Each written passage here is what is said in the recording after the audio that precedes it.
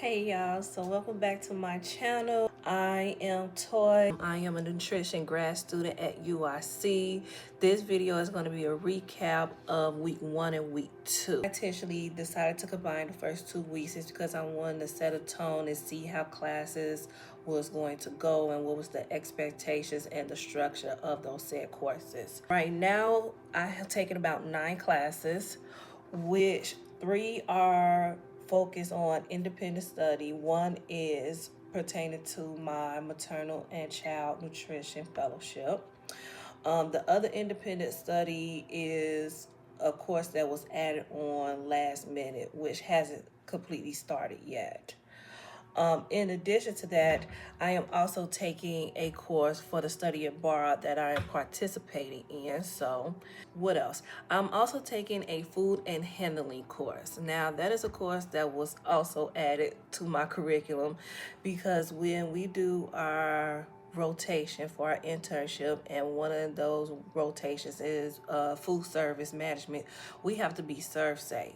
Even though I did go to culinary school and I graduated with my associate's degree, I still have to turn around and take a serve safe class just to be certified to participate and or cook in that kitchen. So that course is about 8 weeks. It got extended because we have bad weather, so class was canceled on Friday. And speaking of the second week of class, Monday we didn't have class because of MLK Day. Now let's indulge in the type of courses I'm taking, right? So with my curriculum, we have our set courses we have to take with the 6 semesters that we're there to get our Masters of Science in Nutrition to become a registered dietitian. But then we also have to take 12 additional credit courses to also fulfill our degree. 3 of those credits could be at a 400 level, but 9 of those credits have to be at a 500 level. So one of my classes that I'm taking is Healthy Aging. Healthy Aging course is an online course that I take in the evening on Tuesday.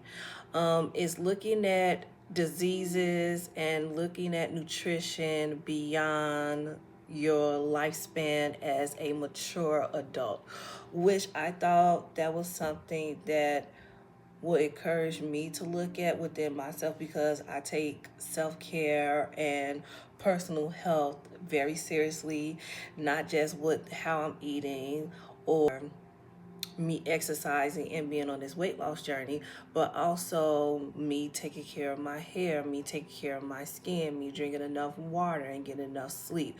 So I just thought that was a class that would be interesting to take because I think sometimes when you become an older adult, aka mature person, you kind of let yourself go. And I don't want to be, and I do not want my potential clients to be that type of person who falls into a rut and say, well, I'm older, so why should I care about how I eat or how I look? You know, you have one life to live, and I think you should try to take care of yourself while you are on this earth. I'm also taking nutrition education and community nutrition. Those 2 courses are being taught by the same professor. I think when people hear those titles, they think it's the same thing, but it's definitely not the same thing. Nutrition education is usually done on an individual or group basis, whereas community nutrition focus on like access, systems, environment, and policy. So what I like about both courses is that it doesn't appear to be so far workload heavy, but more conversation and engagement heavy. It is giving your opinion, your thoughts, using critical thinking skills on what you think should be done and can be done, and bringing people into your world when it comes to food and nutrition. So another course I'm taking is called Quantity Food Production. When I thought of this course, I was thinking, oh, we're going to be tapping into my culinary skills. We are going to be learning how to produce food at a large quantity for like patients. But no, this course is focusing on food operations itself within the systems and how everything is connected and how leaderships or how leaders decide to make these decisions and what the outcome are from those decisions. The hardest class that I'm taking so far is Nutrition Science 2. Just like I had to take Nutrition Science 1 in the fall semester, we are going to hope and pray I do not have to take Nutrition Science 2 over like I got to do with Nutrition Science 1. The difference between the two is that in Nutrition Science 1, we focus on lipids, carbohydrates, and proteins. Those are your macronutrients. In Nutrition Science 2, we are focusing on vitamins and minerals and metabolism. In week 2, we talked about vitamin C. Right now, we are on the B complexes, which is about 8 of them, I think. And the first one we talked about was B1, which was thiamine. So this semester I have about 3 group projects. In my quantity food production course, I know that is a pathogen group project that I have to do. It's just me and one other person, and she gave us the pathogen, so we have to do a PowerPoint that's about 8 to 10 minutes long, focusing on norovirus.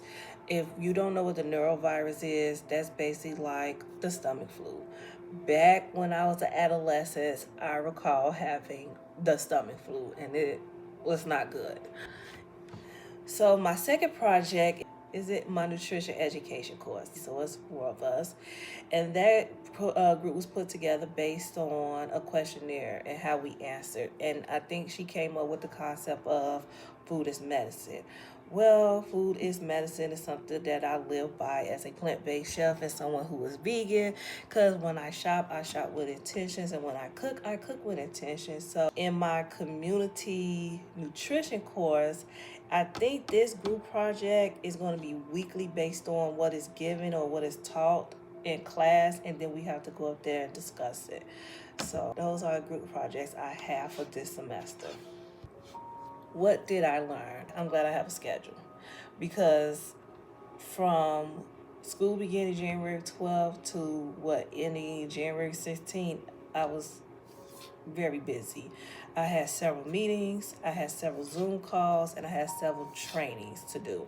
So I'm glad that I had a schedule and I was organized enough to attend those meetings and maintain my schedule. In week 2, this comes from my Nutrition Science 2 class. What I learned the most is that thiamine is a energy producing vitamin. It's water soluble. You can find in beans, lentils, fish, and pork. And breads and cereals are enriched with thiamine. So what's next? Week 3 and week 4? Well, let's see. I think assignments is probably going to start picking up. Every week I'm always going to have a quiz from my quantity food production class. So, and I like weekly quizzes because it lets you know that you are informed and understanding the information that you are learning. So that's a good thing. I haven't started my culinary consultant fellowship yet, so that's going to start picking up as well as me getting more involved in the research for my maternal and child nutrition fellowship. If you are in nutrition school or thinking about becoming a dietitian, I hope my recap videos are giving you a realistic view of what my journey is like. And I will continue to document this journey and share with you all the process. So I thank you all for watching, and I'll see you on the next one. Bye.